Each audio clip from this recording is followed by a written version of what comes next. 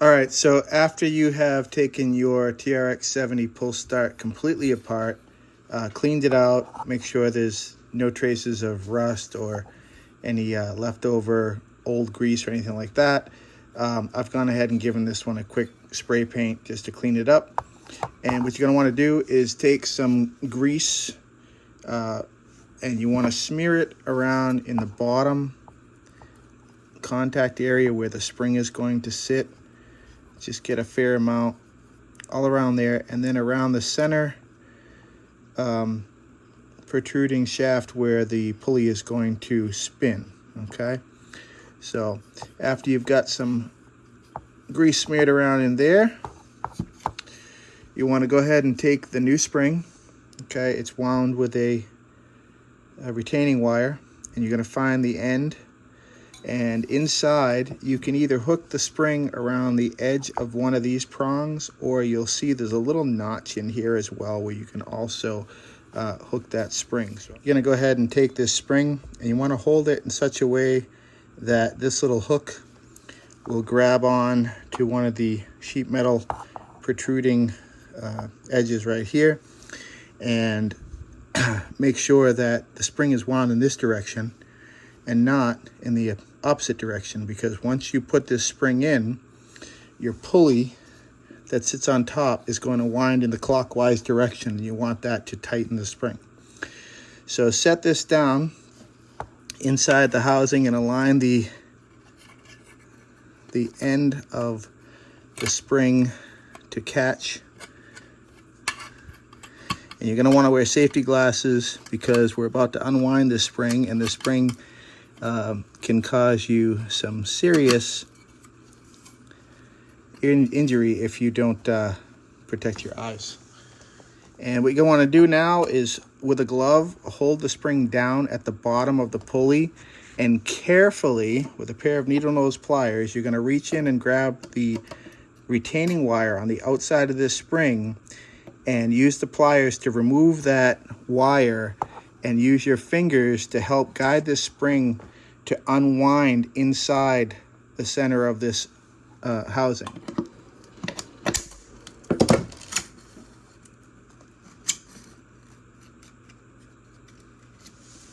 Okay, and once it unwinds, just make sure it's pressed down inside the housing, and find the end of the retaining wire. Okay, and you want to lift that retaining wire out and out of the way.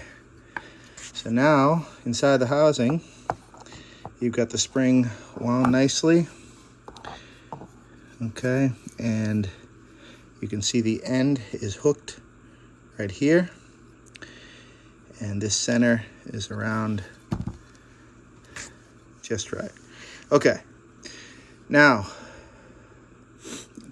take the pulley. This is the top side, and on the back side you want to smear more grease all around this contact area that's going to sit on top of the spring. So get yourself some grease, usually included with the rebuild kit, and you're going to smear it all around just the back side where the spring will contact the pulley. Okay, then take a little more and put it right on the inside of that pulley. Okay, and that's where it's going to ride on the center shaft in the housing, and you want to lubricate that to be able to move freely. Okay, just going to wipe off the grease off my fingers. Okay, the next thing you're going to do is install your rope. So you're going to get to the side of the pulley, and you're going to turn the pulley until you see the point of entrance, and then you're going to go ahead and take the end of your rope, and you're going to feed it into that hole inside the pulley, and then you'll see that it feeds into this little retaining area. So if you grab a pair of needle nose pliers or a pick of some sort, you should be able to grab the end of the rope. Might even suggest using the end of my scissors here, and you're going to pull that rope through and out. Okay, all right, Now, once you got the rope through, you're going to take and put a double knot in the rope. Okay, pull that tight.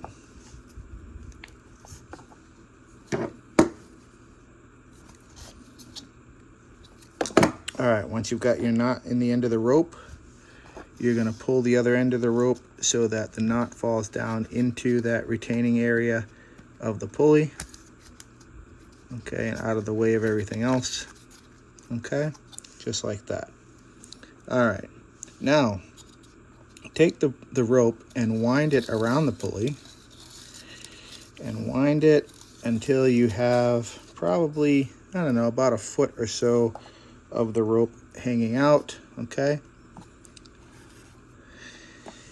and then what you're going to do is take your housing, and you're going to take that end of the rope that's free, and you're going to put it up through the top of the housing, through the recoil rope hole.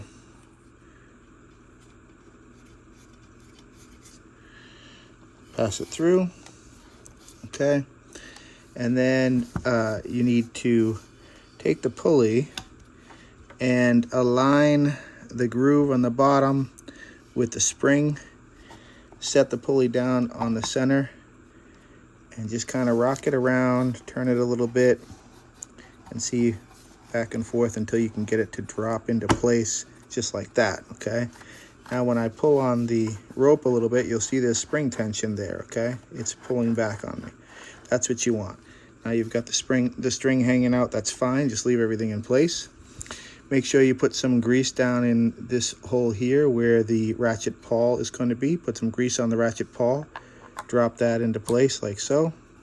Moves freely back and forth. Okay, and now you want to make sure that you take the small flat washer, put a little grease on it to hold it in place. Drop that right down in the center here. Okay, it's going to act as a spacer.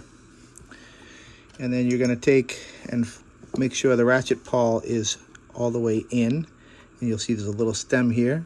You're going to align that stem with the center of the spring here. Put the stem of the ratchet pawl right between the fingers on the spring. Okay, and set the spacer in place. Then you're going to take your retaining screw, put a little blue Loctite on here as well.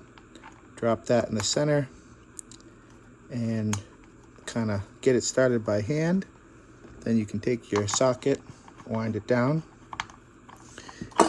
and using a ratchet or a wrench, let me just snug this up. Okay, and all right, once you have everything in place, retaining bolt is snug, you'll see there's a little notch in the pulley right here. Okay, see that little notch? So what you're going to want to do is reach in between the pulley housing and the pulley and pull up the rope so that you have a little loop there. Okay, okay, after you've got this loop here, you've got the end of the rope, you're going to install your handle. So the first thing you want to do is pass it through the rubber boot section of the handle. Then you've got the retainer itself. You're going to pass the rope through the retainer. Okay, grab the end in there, pull it through. All right, now you're going to go ahead and make a double knot. So you're going to loop this through twice. Okay, bring that to the end and give that a good tug. Make sure it's nice and tight. Okay, now that can be pulled back into the retainer, out of the way of everything. Okay, tuck that in, and then once that rope end is tucked in, you can slide the rope handle back up and tuck this inside so that the rope handle is on. Okay, now with everything in place, you've got this loop here and you've got that little notch. You're going to take the rope, make it a little bit bigger loop if you want. You're going to tuck the rope into that notch, and you're going to turn this all the way around clockwise, at least 2 full turns. And then once you've got it 2 full turns, while you hold the pulley with your other hand and pull the rope through, and then you can release it and see how far the handle goes. Now it's not pulling back all the way, so we need to go more. So I'm going to go one more turn. So I'm going to reach in again, pull this loop through, and I see the notch is over here. So I'm going to try to pull the pulley back if I can. Doesn't look like I'm going to be able to. So I'm going to spin the pulley around one more time. Okay. And pull the rope handle through one more time, and now it pulls all the way back. Okay, so that is what you want. Okay, and that's it. Pullstart rebuilt. Done. Now go put it on your bike and enjoy. Have a ride.